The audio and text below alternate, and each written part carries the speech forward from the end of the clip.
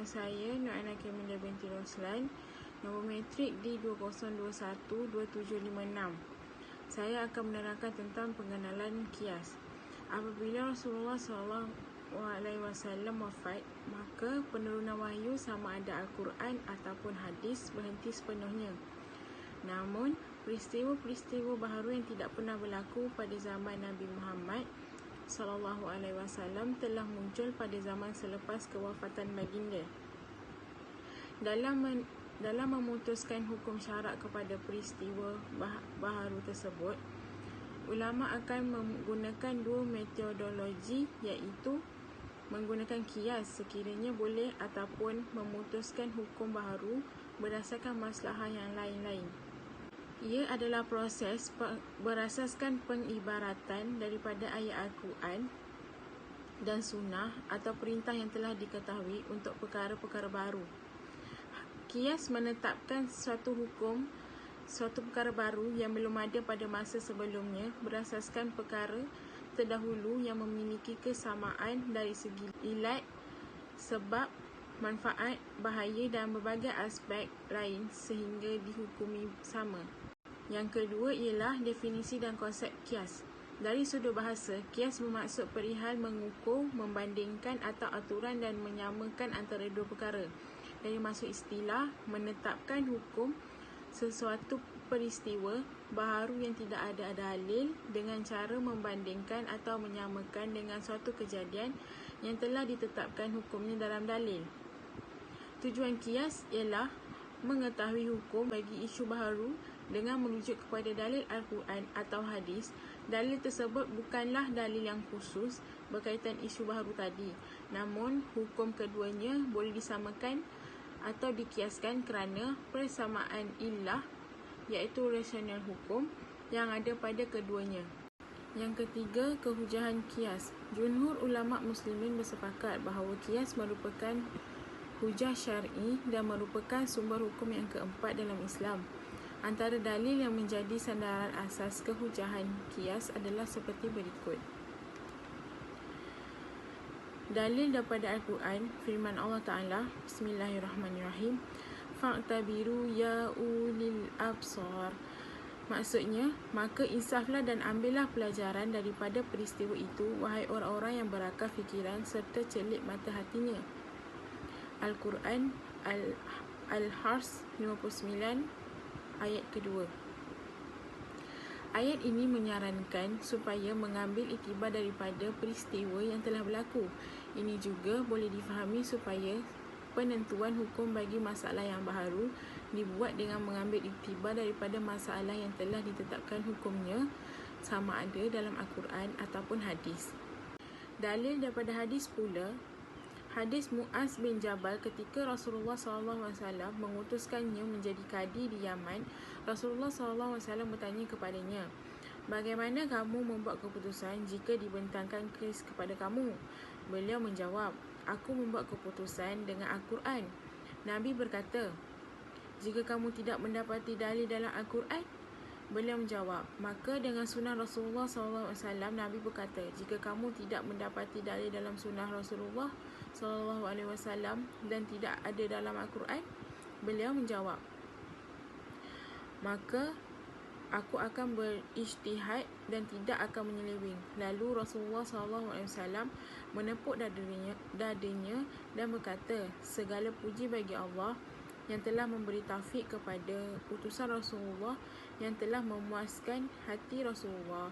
Hadis Abu Daud, bab ijtihad al-rai fi al-qada 3592. Terima kasih. Assalamualaikum warahmatullahi wabarakatuh. Nama saya Nur Radatul Sakinah binti Syamlan. Nombor matrik D20212740. Saya akan menerangkan tentang rukun-rukun kias. Rukun kias terbagi kepada 4, iaitu al-aslu, hukum al-aslu, al-far'u dan juga illah. Bagi kepada 4, iaitu al-aslu. Al-aslu merupakan subjek asal yang dinaskan, sesuatu perkara yang mempunyai dalil dalam Al-Quran atau Sunnah yang dijadikan subjek asal untuk dikiaskan sesuatu perkara baru kepadanya. Seterusnya, hukum al-aslu, hukum subjek asal, hukum syarak kepada subjek asal yang mempunyai dalil dalam Al-Quran atau Sunnah untuk dikiaskan dalam sesuatu perkara yang baru. Yang ketiga pula, al-far'u iaitu subjek baharu, sesuatu perkara baharu yang tidak ada dalil dalam Al-Quran ataupun Sunnah. Seterusnya, illah, rasional hukum, suatu sifat yang terdapat pada asal yang menjadi sebab kepada sesuatu hukum bagi subjek asal. Pembahagian kias. Kias terbahagi kepada 3 bahagian iaitu kias aula, kias adna dan kias musawi. Kias aula ialah illah iaitu rasional hukum yang terdapat pada al-far'u iaitu subjek baharu yang tidak dinaskan lebih kuat daripada illah yang terdapat pada al-aslu subjek baharu yang dinaskan. Contohnya, mengkiaskan hukum haram memukul kedua orang tua dengan hukum menyatakan yang terdapat pada firman Allah.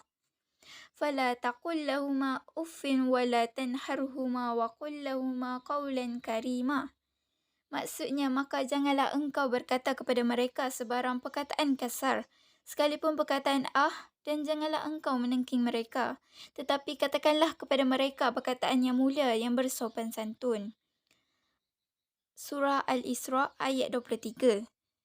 Kedua-dua perbuatan memukul dan mengatakan terhadap ibu bapa adalah menyakiti mereka. Namun kesan illah iaitu rasional hukum yang timbul daripada subjek baharu iaitu perbuatan memukul adalah lebih menyakiti ibu bapa, sehinggakan hukumnya lebih berat dibandingkan dengan haram mengatakan yang terdapat pada al-aslu iaitu subjek asal. Kias adna. Kias adna ialah illah rasional hukum yang terdapat pada al-far'u iaitu subjek baharu yang tidak dinaskan lebih rendah kekuatannya dibandingkan dengan illah yang terdapat pada al-aslu iaitu subjek asal yang dinaskan. Contohnya, larangan meminum arak dengan illah memabukkan seperti dalam firman Allah di bawah. Ya ayyuhallazina amanu innamal khamru wal maisiru wal ansabu wal azlamu rijsum min amali syaitani fajtanibuhu la'allakum tuflihun. Maksudnya, wahai orang-orang yang beriman, bahawa sesungguhnya arak dan judi dan pemujaan berhala dan mengundi nasib dengan batang-batang anak panah adalah kotor dan keji daripada perbuatan syaitan. Oleh itu, hendaklah kamu menjauhinya supaya kamu berjaya. Daripada surah Al-Ma'idah, ayat ke-90. Illah memabukkan yang terdapat pada air daun ketum, contohnya lebih rendah daripada sifat memabukkan yang terdapat pada arak. Walaupun sifat memabukkan terdapat pada al-aslu dan al-far'u, namun boleh jadi illah memabukkan pada al-far'u lebih minimum berbanding al-aslu. Namun begitu, kedua-dua minuman arak dan air daun ketum adalah haram diminum. Terusnya, kias musawi ialah illah ataupun rasional hukum yang terdapat pada al-far'u iaitu subjek baharu yang tidak dinaskan. Sama kuatnya dengan illah yang terdapat pada al-aslu iaitu subjek asal yang dinaskan. Contohnya firman Allah Azza wa Jalla, Innal lazina ya'kuluna amwalal yatama zulman innama ya'kuluna fi butunihim naran wa sayaslawna sa'iran. Maksudnya, sesungguhnya orang-orang yang memakan harta anak-anak yatim secara zalim, sebenarnya mereka itu hanyalah menelan api ke dalam perut mereka, dan mereka pula akan masuk ke dalam api neraka yang menyala-nyala. Daripada surah An-Nisa ayat ke-10.